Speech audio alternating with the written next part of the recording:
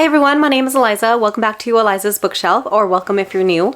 Today I'm going to go over 5 more books that I have read recently on my physical TBR in order to buy another book. So my 2023 challenge has been going well so far. I will admit I did buy some other books outside of this challenge this month.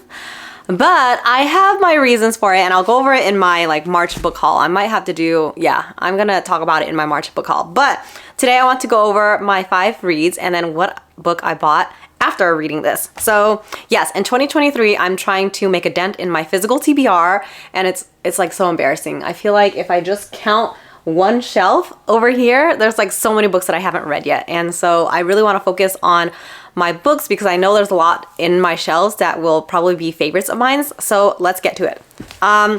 These 3 books actually I did buy recently with my past Read 5 and Then Buy challenge. I bought like the whole box set, but I read the last 3 books in the Shatter Me series, and I love these last 3 so much. It's the newer ones. I think in between the first 3 and the last 3, she had like a gap of a few years, but oh my gosh, these last 3 books contains what I have been missing in the first 3 books, because I really didn't know much about the world, like the reestablishment, why is the world gone to shit, but it all explains it a lot more in these 3 books. So I feel like if she didn't write these 3 books, the Shatter Me series would not have been that great. But yeah, so we have Restore Me, and then we have Defy Me, and then we have the last one, Imagine Me. And again, I said this before, it still boggles my mind. Oh my gosh, I never realized that on the spines it tells you like book 4, book 5, book 6. So that makes it easier for me. Oh my gosh, I'm so stupid. But anyways, yeah, so I really can't remember the names of the books, so that really helps. Anyways, so for these last 3 books though, you can really separate what happens in each book, because it has its own problems and solutions, and the next book is just, yes, it kind of ends on cliffhangers in the books, but the next one, it goes into their next issue, right? And so book 4, we have what happens, because in the other 3 books she takes down the bad guy, right? So in book 4 we have her struggles with it. Book 5 we have, well, I don't want to spoil everything, and then book 6 is crazy too. I know I'm not explaining this well, but book 4 I think I gave 4 stars, and then these last 2 I gave 5 stars. They wowed me so much. It brings me back to the time back then when you would read dystopian YA books, Divergent and things like that, and what's the other one, Hunger Games. It brought me back into that world, and I loved it so much. I just ate it all up. So yes, this is reading 3 books on my physical TBR, although I did buy this recently, but that's okay. I felt good about myself for reading books that I have bought. And then the next 2 books are actually Book of the Month books. So I am doing pretty well on my Book of the Month stack.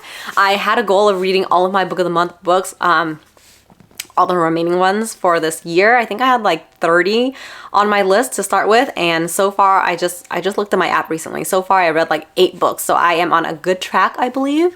Yeah, so let's talk about The Child. I gave this 3 stars. I read Fiona Barton's book before too, called The Widow, and it's actually part of the same it's part of the same series apparently. It's the Kate, what's her name? Kate Waters. It's Kate Waters series. Kate Waters is a journalist, investigative person, I don't know, but this one is about a child. There is a neighborhood, they're doing remodeling, demolitions and stuff like that, and so one of the crews finds a little baby that has been buried there for decades, and so they're trying to figure out who is this baby, right? And it has alternating POVs. You have one from Kate Waters herself, and then you have a couple more. There's a lot of point of views, but the main ones is this woman and then this other woman and her mother. So you have a few. So on this side, she talks about how how years ago she had a baby, but her baby was abducted from the hospital, and so now that this baby is getting uncovered, she's like, is that my baby? And then you also have this other family who she's like, yeah, this is my baby. I don't want to spoil too much, but there's 2 families that's saying this is their baby. What is the truth, right? And so it goes back and forth between the investigation and then back then on both of their families. I thought it was pretty interesting. I liked it, and I did like the twist at the end. It kind of reminds me of the twist to The Soulmate. I don't want to say too much because I don't want to spoil it, but enjoyed it. It's just that there's a lot of trigger warnings, so I don't generally like to read about certain things, certain topics. So definitely look up trigger warnings, rape, loss of a child, things like that. So it's very heavy and it just doesn't give me a good feeling. Anyways, there's like triggers for everyone, right? And so I can read about different other murders and things like that, but when I read about certain topics, I don't like them as much, and I don't know. You can, yeah, it's just my preference. But anyways, okay, so the last one I want to talk about is Georgie All Along, and I love this one so much. I was talking about this with my other friends and things like that, and book of the month romance books can be hit or miss, so I'm kind of like hesitant. If I read the synopsis and I don't feel like I'll be interested, I generally don't get it, even though I love romance books. But I read this one and it sounded cute because I love the idea of checklists and things like that. So you have Georgie, who is trying to figure out what she wants in life, and she just feels like she's stuck because she worked as a personal assistant and she's always taking care of other people and things like that, but when it comes down to it, she doesn't know what she herself wants, and so she feels stuck. She's going back to her hometown and she finds like a little journal of sorts that she wrote with her friend a long time ago, and it had so many hopes and dreams and things that she wanted, and she's going back to that list and trying to do all of them to see if it sparks something in her to figure out what she wants in life. And then comes in this guy, Levi Fanning, who knows her parents and stuff like that, and so there's a little mix up. I think it's like a close proximity, now roommates or housemates thing, and he helps her out with this list, I think. I think he kind of helps her because part of it she does do on her own, but I was more excited when he actually helped her with it. So I love the trope of like checklists and the guy helps her out with it. I love that trope, and so I did buy this book, and I'm so glad I did because this is one of my favorite romances of this year, and Levi Fanning is just like the best grumpy person in the grumpy sunshine trope I could ever wish for, because sometimes the grumpy sunshine trope is just not done well in my eyes, and it's just like too much grump, not enough. There's not a good balance in there, but I think Levi is the perfect grumpy person in the grumpy sunshine trope. He has his reasons, but he communicates well, and he's not so much of a grump that he's a jerk. He's actually really caring, and oh my gosh, I can't say enough about this. But as you can tell, I loved it. I think I did like, I thought I annotated this book. I'm really bad at annotating books because half the time there's no highlighter or pen near me, and so I just take pictures of it and hope that I would go back and annotate it then, but I never do. But I think I did highlight some things, and then in the end I did too. So let's see. Aw, yeah, the last page I did annotate a little bit, but I don't want to spoil it for you guys. It's just so cute.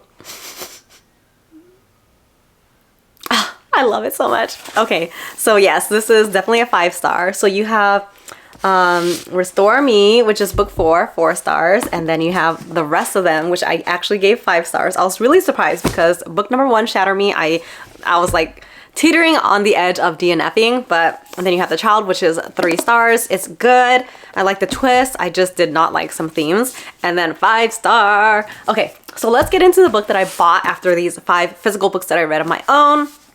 I actually don't know how to pronounce it, The Obelisk Gates by N.K.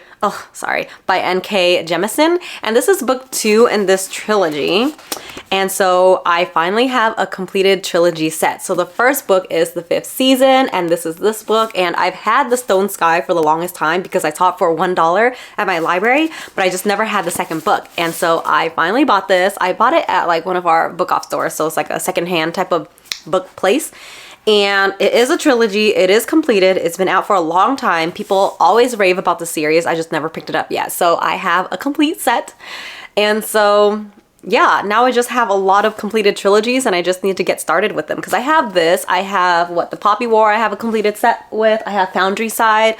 I'm not sure if I have Jade City. I've been meaning to buy the 3rd book. But anyways, I just feel like I need to keep reading. Just keep chugging along and eventually I'll just get through all of my books. So yes, that is the book that I bought. And so let me just hold up all the books that I read.